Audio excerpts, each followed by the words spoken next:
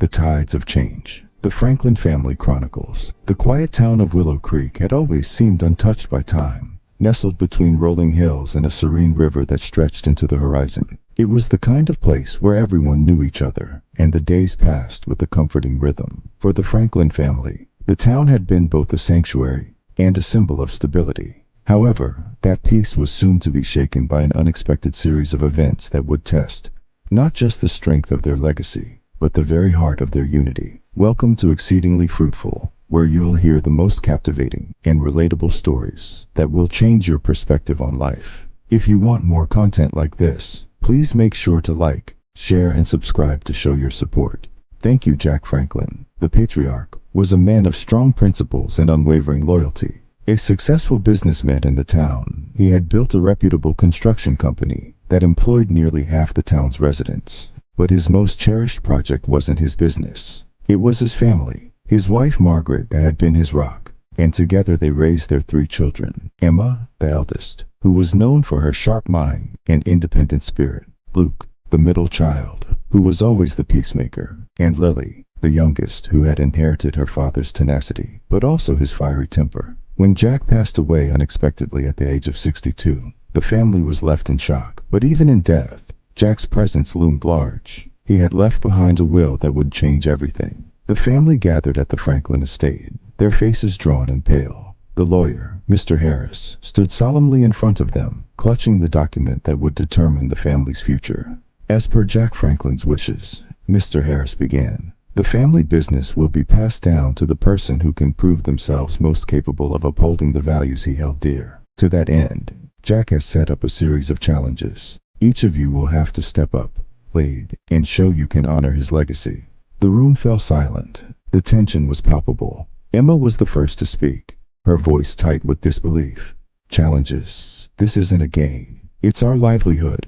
Luke, ever the diplomat, tried to soothe the situation.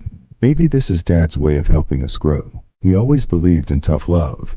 Lily, who had always felt overshadowed by Emma's intellect and Luke's diplomacy, clenched her fists. "I don't need a challenge to prove myself. I've been working alongside Dad for years. I know the business better than anyone."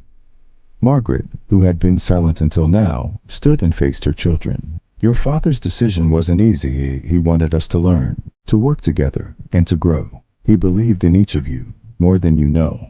But despite the warmth in her voice, Margaret's eyes betrayed a deep sorrow. She had never wanted her family to face such a test. It was a cruel reminder that even the strongest families could be torn apart by competition. The first challenge came quickly. Each of the children was tasked with overseeing a division of the company: construction, design, and client relations. Emma, with her corporate acumen, took charge of the design team. Luke, the peacemaker, was placed in charge of client relations, while Lily, driven by sheer determination, was placed in control of the construction team. At first, the competition felt friendly, but as the days passed, tensions began to rise. Emma and Lily, who had always clashed over their father's affection, found themselves in direct competition, each trying to outdo the other in order to prove their worth. Luke, the bridge between them, struggled to keep the peace, but it felt like he was fighting a losing battle. One evening, after a long day at the office, Emma and Lily found themselves in the kitchen of the Franklin estate, the silence between them thick with unspoken words.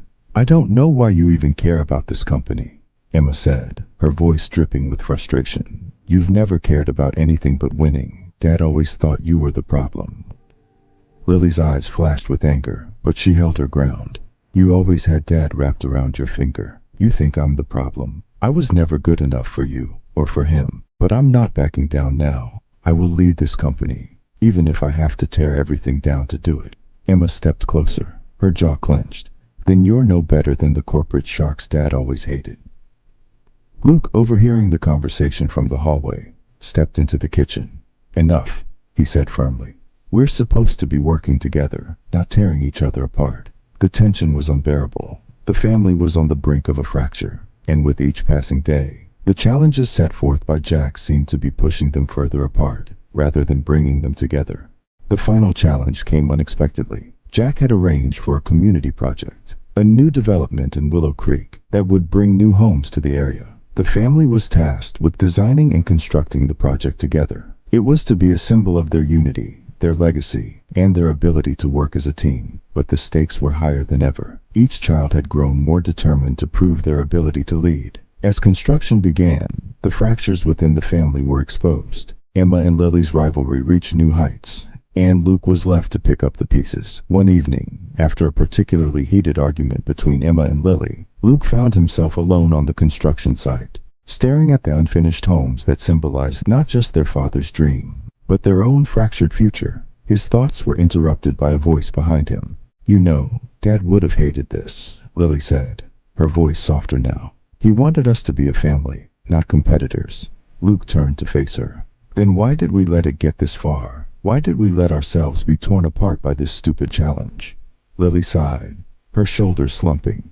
"I don't know. I guess I just wanted to prove I could do it on my own. But I can't do this without you or Emma." Luke stepped forward and placed a hand on her shoulder.